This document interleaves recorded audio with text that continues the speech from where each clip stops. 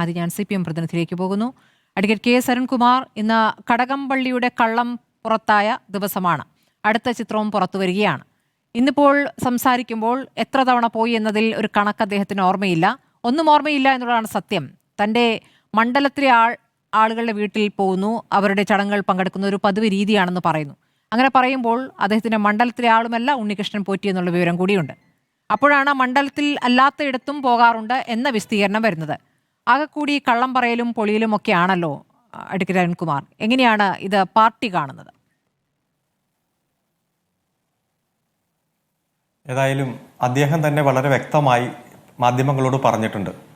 അദ്ദേഹം സമ്മാനദാനവുമായി ബന്ധപ്പെട്ടുണ്ടോ അല്ലെങ്കിൽ വിദ്യാർത്ഥികൾക്ക് വിജയം കിട്ടുമ്പോൾ അവാർഡ് ദാനവുമായി ബന്ധപ്പെട്ടുകൊണ്ട് ഒരു മന്ത്രി എന്ന നിലയിൽ വിളിച്ചെടുത്തെല്ലാം പോയിട്ടുണ്ട്. അത് ചിലപ്പോൾ വായനശാലയാകാം, ക്ലബ്ബാകാം, ചിലപ്പോൾ വീടുകളിലാകാം, അത്തരത്തിലാണ്. അല്ലാതെ ഏതെങ്കിലും തരത്തിൽ ഒരു ഒഫൻസുമായി ബന്ധിപ്പിക്കുന്ന തരത്തിലോ ഏതെങ്കിലും തരത്തിൽ ഒരു ഒഫൻസ് കമ്മിറ്റ് ചെയ്യുന്ന തരത്തിലോ ഒരു തെറ്റും അദ്ദേഹം ചെയ്തിട്ടില്ല എന്ന് കൃത്യമായി തന്നെ വ്യക്തമാക്കിയിട്ടുണ്ട്. ഇവിടെ ഇത്രയും നാളുകൾക്ക് മുമ്പാണല്ലോ അദ്ദേഹത്തെ ചോദ്യം ചെയ്തത്, ഇപ്പം അടുത്തൊന്നുമല്ലല്ലോ. അതിനുശേഷം എത്രയോ റിപ്പോർട്ടുകൾ പ്രത്യേക അന്വേഷണ സംഘം ബഹുമാനപ്പെട്ട ഹൈക്കോടതി മുമ്പാകെ നൽകി. അതിലൊന്നും അദ്ദേഹത്തിന്റെ പേര് പരാമർശിക്കുകയോ ഏതെങ്കിലും തരത്തിൽ ശബരിമലയിൽ ഉണ്ടായിട്ടുള്ള ഇപ്പോഴത്തെ സാഹചര്യവുമായിട്ട് അദ്ദേഹത്തെ കണക്ട് ചെയ്യുന്ന ഒരു തെളിവുമില്ല. ബഹുമാനപ്പെട്ട കോൺഗ്രസിന്റെ MLA മാർ തന്നെ നിയമസഭയിൽ ചോദ്യം ചോദിച്ചു. ഏതെങ്കിലും തരത്തിൽ ദേവസ്വം ബോർഡിന്റെ യോഗത്തിൽ 2016 മുതൽ 2021 വരെയുള്ള ദേവസ്വം മന്ത്രി എന്ന രീതിയിൽ കടകംപള്ളി സുരേന്ദ്രൻ പങ്കെടുത്തിട്ടുണ്ടോ എന്ന് ചോദ്യം ചോദിച്ചു. ഒരൊറ്റ യോഗത്തിൽ പോലും പങ്കെടുത്തിട്ടില്ല, അതുപോലെ പങ്കെടുക്കേണ്ട ആളല്ല ദേവസ്വം മന്ത്രി എന്ന രൂപത്തിൽ കൃത്യമായി മറുപടിയും കിട്ടി. അപ്പൊ അതിൽ നിന്ന് വ്യക്തമാണ് ഏതെങ്കിലും തരത്തിൽ ദേവസ്വം മന്ത്രിക്ക് ദേവസ്വം ബോർഡുമായിട്ട് ബന്ധമുണ്ടോ, ദേവസ്വം ബോർഡ് എടുക്കുന്ന തീരുമാനത്തിൽ മന്ത്രി ഇടപെട്ടിട്ടുണ്ടോ, ദൈനംദിന തീരുമാനത്തിലോ മറ്റോ ഇടപെട്ടിട്ടുണ്ടോ എന്നുള്ള കാര്യത്തിലും കൃത്യമായിട്ടുള്ള ക്ലാരിഫിക്കേഷൻ ആണ് വന്നിരിക്കുന്നത്. അതുകൊണ്ട് ചടങ്ങിൽ പൂർണ്ണ വിരാമം എന്ന രൂപത്തിലേക്ക് വിലയിരുത്താനായോ അഡ്വക്കേറ്റ് അരുൺകുമാർ? ഒന്നാമത്തെ കാര്യം, ഇനിയും ചോദ്യം ചെയ്യാൻ വിളിപ്പിച്ചേക്കും എന്നുള്ള സൂചനകൾ പുറത്തു വരികയാണ്. ഇനി അങ്ങ് പറഞ്ഞതുപോലെ റിപ്പോർട്ട് നൽകുന്നു എന്ന് പറഞ്ഞാൽ, അങ്ങനെയാണെങ്കിൽ നിങ്ങളിപ്പോൾ UDF നേതാക്കൾക്കെതിരെ അല്ലെങ്കിൽ കോൺഗ്രസ് നേതാക്കൾക്കെതിരെ പറയുന്ന കാര്യങ്ങളും നിൽക്കില്ലല്ലോ.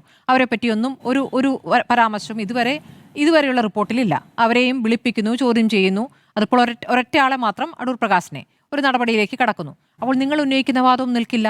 അപ്പോൾ അതല്ലല്ലോ ഇപ്പോൾ ഈ ഉണ്ണികൃഷ്ണൻ പോറ്റിയുമായുള്ള ബന്ധം. അങ്ങിപ്പോൾ പറഞ്ഞതുപോലെ ഈ കുട്ടികൾക്ക് സമ്മാനം കൊടുക്കുക, ആര് വിളിച്ചാലും പോവുക എന്നുള്ളതല്ല യഥാർത്ഥത്തിൽ സംഭവിച്ചത് കേട്ടോ. ഉണ്ണികൃഷ്ണൻ പോറ്റിയുടെ വീട്ടിൽ ഉണ്ടായിരുന്നു കടകംപള്ളി. എന്നിട്ട് പോറ്റി തന്നെ വിളിപ്പിക്കുകയാണ് ഈ അമ്മാവൻ്റെ മകളെ, റാങ്ക് ഹോൾഡറാണ്, അപ്പോൾ ആ കുട്ടിയെ അങ്ങോട്ട് വിളിപ്പിക്കുകയാണ്. പിന്നെ ആ കുട്ടി ചെന്നിട്ട് ആ സമ്മാനം വാങ്ങുന്നു എന്നുള്ളതാണ്. അപ്പോൾ സമ്മാനം കൊടുക്കാനായി പോയതല്ല. പോറ്റിയുമുള്ള ബന്ധമാണ് പ്രശ്നം. സ്വർണ്ണക്കൊള്ളയിലേക്ക് കടകംപള്ളി പോയി എന്നുള്ളതല്ല, ഈ പോറ്റിയുമായിട്ടുള്ള ബന്ധം. ആ ബന്ധമാണിപ്പോൾ SIT പരിശോധിക്കുന്നത്. ആ ബന്ധത്തെക്കുറിച്ച് പാർട്ടിക്ക് ഒരു സംശയവുമില്ല എന്നാണോ? അല്ല, ഇപ്പോൾ താങ്കൾ ചോദിച്ചല്ലോ UDF നേതാക്കന്മാർക്കെതിരായിട്ടുള്ള വാദം നിൽക്കില്ല, കാരണം അവർക്കെതിരെ റിപ്പോർട്ടൊന്നും കൊടുത്തിട്ടില്ല എന്നത്. എന്നാണ് അടൂർ പ്രകാശിനെ ചോദ്യം ചെയ്തത്? അടൂർ പ്രകാശിനെ ചോദ്യം ചെയ്തത് വെള്ളിയാഴ്ചയാണ്.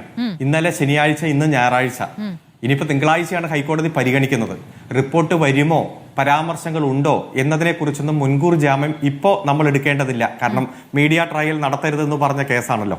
അതുകൊണ്ട് ചോദ്യം ചെയ്തതുമായി ബന്ധപ്പെട്ടുള്ള റിപ്പോർട്ട് വരട്ടെ, ആന്റിസിപ്പേറ്റ് ചെയ്ത് നമ്മൾ പറയാൻ നിൽക്കേണ്ടതില്ല. പിന്നെ ആരെയെങ്കിലും ഈ കേസുമായിട്ട് ചോദ്യം ചെയ്യുന്നുണ്ടെങ്കിൽ അത് with prior permission of the high court തന്നെയാണ്. കാരണം ഇതുവരെയുള്ള അന്വേഷണത്തിന്റെ ഭാഗമായിട്ടുള്ള കേസ് ഡയറി CD എന്ന് പറയും. ആ CD വിശദമായി ഹൈക്കോടതി പരിശോധിച്ചിട്ടാണ് ഇതുവരെ നടത്തുന്ന അന്വേഷണത്തിലുള്ള സാറ്റിസ്ഫാക്ഷൻ രേഖപ്പെടുത്തുകയും കുറവുകൾ ഉണ്ടെങ്കിൽ ഇന്ന മേഖലയിലേക്ക് കേന്ദ്രീകരിക്കാൻ പറയുന്നു, ഇന്ന മേഖലകളിൽ നിങ്ങൾ അന്വേഷണം നടത്തണോ എന്ന് പറയുന്നു. അപ്പോൾ 2 ആഴ്ച മുമ്പ്, അതായത് ജനുവരി മാസം 19-ാം തീയതി ഹൈക്കോടതി പരിശോധിച്ച് ആ പരിശോധനയുടെ ഭാഗമായി കൊടുത്ത നിർദ്ദേശത്തിന്റെ ഭാഗമായിട്ടാണ് നാളെ ഫെബ്രുവരി മാസം 9-ാം തീയതി ഈ കേസ് പരിഗണിക്കുന്നത് വരെയുള്ള അന്വേഷണം നടക്കുന്നത്. അതിന്റെ ഇടയിലാണ് ഈ ചോദ്യം ചെയ്യൽ വന്നത്. ഇപ്പോൾ വ്യക്തമാകുന്നതും പുറത്തു വരുന്ന റിപ്പോർട്ടുകൾ അനുസരിച്ച് എന്തായാലും ആന്റോ ആന്റണിയെയും ചോദ്യം ചെയ്യാതിരിക്കാൻ കഴിയില്ല. കാരണം ആന്റോ ആന്റണിയുമായി ബന്ധപ്പെട്ടുകൊണ്ടും പുറത്തു വന്നിരിക്കുന്ന വിവരങ്ങൾ ഇതുമായി ബന്ധപ്പെട്ടുകൊണ്ട് കണക്ട് ചെയ്യുന്ന നിരവധി സാഹചര്യങ്ങളുണ്ട്. ചോദ്യം ചെയ്യട്ടെ, റിപ്പോർട്ടുകൾ വരട്ടെ, അതനുസരിച്ച് നടപടികൾ SIT സ്വീകരിച്ചോട്ടെ. ഒരു ഘട്ടത്തിൽ പോലും ഞങ്ങൾ SITയെ തള്ളി പറഞ്ഞിട്ടില്ല. ഹൈക്കോടതിയുടെ സർവൈലൻസിനെയും ഞങ്ങൾ തള്ളി പറഞ്ഞിട്ടില്ല. ഇവിടെ ഹൈക്കോടതിയുടെ സർവൈലൻസിനെ തള്ളി പറയുന്നു, അതുപോലെ SITയെ വലിയ തരത്തിൽ കുഴപ്പമില്ലെന്നൊക്കെ പറയും. പക്ഷെ SIT നടത്തുന്ന പല ഇടപെടലുകളും അത് പറ്റില്ല, പൊളിറ്റിക്കൽ മോട്ടിവേറ്റഡ് എന്ന രൂപത്തിൽ ചിത്രീകരിക്കുന്നതാണ് നാം കണ്ടത്. അതുകൊണ്ട് ഒന്നോ രണ്ടോ ഫോട്ടോ ചിത്രങ്ങൾ വന്നോട്ടെ, ഏതെങ്കിലും തെളിവ് ഇതിൽ കണക്ട് ചെയ്യാൻ ആർക്കെങ്കിലും ഇടതുപക്ഷവുമായി ബന്ധപ്പെട്ടുകൊണ്ടോ മറ്റാരെങ്കിലും ഉണ്ടോ എന്നതാണ് പ്രശ്നം. അതനുസരിച്ച് അന്വേഷണം നടക്കട്ടെ. ഇപ്പൊ കടകംപള്ളി സുരേന്ദ്രൻ പറഞ്ഞ വാക്കുകൾ മാത്രമാണ് നമ്മുടെ മുന്നിൽ. അപ്പോൾ അതേ കാര്യം തന്നെയാണ് അപ്പോൾ അടൂർ പ്രകാശിന്റെ കാര്യത്തിലും നിങ്ങളുടെ നിലപാടെന്നാണോ? അങ്ങനെയാണോ അടൂർ പ്രകാശിന്റെ കാര്യത്തിലും നിങ്ങളുടെ നിലപാടെന്നുള്ളതാണോ? അല്ല,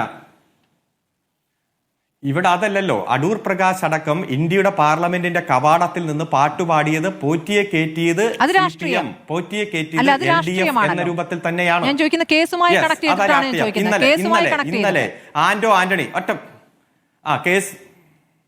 കേസ് ഉണ്ടെങ്കിലല്ലേ രാഷ്ട്രീയമുള്ളൂ ഇതില്. ഈ കേസില്ലെങ്കിൽ പിന്നെ അതിൽ കണക്ട് ചെയ്യുന്ന രാഷ്ട്രീയമില്ല. ഈ കേസിനെ മാറ്റി നിർത്തിയിട്ട് ഇതിൽ രാഷ്ട്രീയം ചർച്ച ചെയ്യാൻ കഴിയില്ല. കാരണം പോറ്റിയെ കയറ്റിയത് 2004 2006 ഇതേ പോറ്റി ഇറങ്ങിയെന്നും പിന്നെ പോറ്റി തിരിച്ചു വരുന്നത് 2011 2013 ഈ പോറ്റി കൃത്യമായി സോണിയാഗാന്ധിയെ കാണാൻ വന്നത്. അന്നേരം പ്രയാർ ഗോപാലകൃഷ്ണന്റെ കൂടെയാണ് വന്നത്. കൂടെ ഞാനും പോയി എന്ന് പത്രസമ്മേളനം നടത്തി തന്നെ ആന്റണി വെളിപ്പെടുത്തുകയാണ്. ഇപ്പൊ പൊതുസമൂഹത്തിൽ ഒരു ചോദ്യം ഉണ്ടായിരുന്നു, എന്നായിരുന്നു സോണിയാഗാന്ധിയെ കാണാൻ പോയി കയ്യിൽ ബ്രേസ്ലെറ്റ് കെട്ടിക്കൊടുത്തത്, ഒരു പൊതി കൊടുത്തത്, 2 വലിയ ഫോട്ടോ വന്നു, സ്വർണം കട്ടവനും സ്വർണം കള്ളമുതൽ മേടിച്ചവനും സ്വർണം ഉരുക്കിയവനും ഒരേ ഫ്രെയിമിൽ സോണിയാഗാന്ധിയുടെ ഇടത്തും വലത്തും ആന്റണിയും അടൂർ പ്രകാശും എങ്ങനെ വന്നു, അത് എന്നതിൽ ഒരു സംശയം ഉണ്ടായിരുന്നു. കോൺഗ്രസ് വക്താക്കൾ തന്നെ പല ചാനലുകളിലും പല രൂപത്തിൽ പറഞ്ഞു. എന്നാൽ ഇന്നലെ പത്രസമ്മേളനത്തിന്റെ ഭാഗമായി പുറത്തു വന്ന വീഡിയോയിൽ ആന്റണി തന്നെ പറയുകയാണ് ഇത് 2013 എന്നത്. ഒന്ന് ആലോചിച്ച് നോക്കുക. 2004 ശബരിമലയിൽ കയറിയ പോറ്റി 2006 പുറത്തുപോയി. 2006 മുതൽ 2011 വരെ LDF ഭരണമാണ്. പിന്നെ 2011 ശേഷമാണ് തിരിച്ചു വരുന്ന 2 കൊല്ലത്തിനുള്ളിൽ തന്നെ നമ്പർ 10 ജനപഥത്തിൽ എത്തണമെങ്കിൽ അന്ന് UPA ഭരണമാണ്. സോണിയാഗാന്ധി ഏറ്റവും ഭരണത്തിന് നേതൃത്വം കൊടുക്കുന്ന കീ പോസ്റ്റിലുള്ള സമയമാണ്.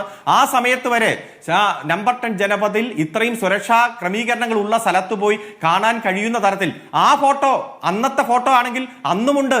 ഈ സ്വർണം ഉരുക്കിയെടുത്തവനും കള്ളമുതൽ മേടിച്ചവനും എല്ലാം ആ ഫോട്ടോയിലുണ്ട്. അപ്പൊ പരിശോധിക്കട്ടെ. ഇപ്പോൾ 2 FIR ആണല്ലോ, ദ്വാരപാലക ശില്പങ്ങളും കട്ടിളപ്പാളിയും അല്ലേ? ഈ രണ്ടും അങ്ങ് പറയുന്ന പോലെ 2004 2007 ഒക്കെ ആണോ? ക്രൈം നമ്പർ 3700/2025, ക്രൈം നമ്പർ 3701/2025 രണ്ട് ക്രൈമാണ്. അല്ല, 2 FIRകൾ ഏത് കാലത്ത് കൊള്ളയാണ്? 2019 മുതലാണ്. 2019 2 മോഷണങ്ങളാണ് അന്വേഷിക്കുന്നത് അല്ലേ? ഈ 2 മോഷണ കേസുകളിൽ ഇപ്പോൾ പരക്കം പാഞ്ഞുകൊണ്ടിരിക്കുകയാണ് SIT. അതിന്റെ ഒരു തീരുമാനവും എത്താൻ പറ്റാത്ത വിധത്തിൽ അതിന്റെ അന്വേഷണം ഇങ്ങനെ കുഴഞ്ഞു മറിഞ്ഞു കിടക്കുകയാണ്.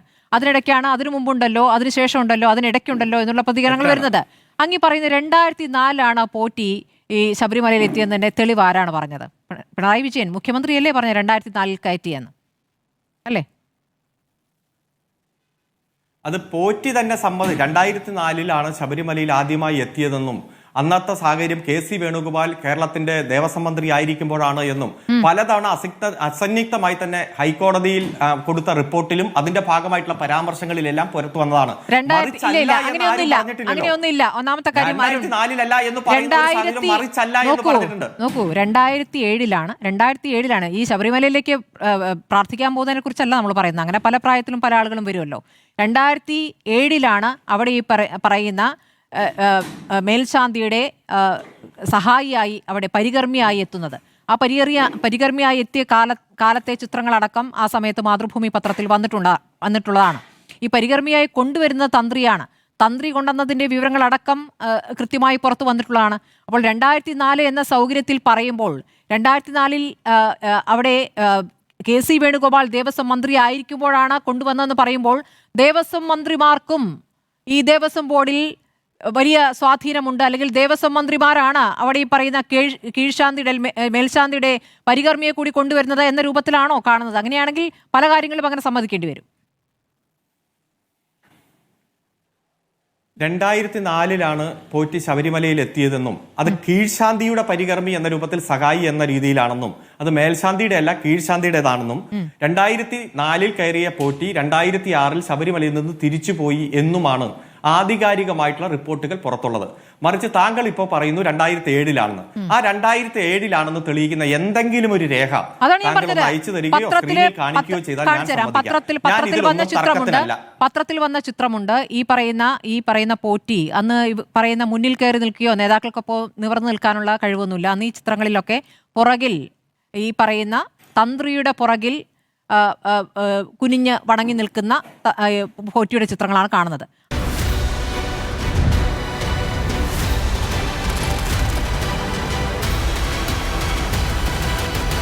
Debate with Smriti Parathikkad.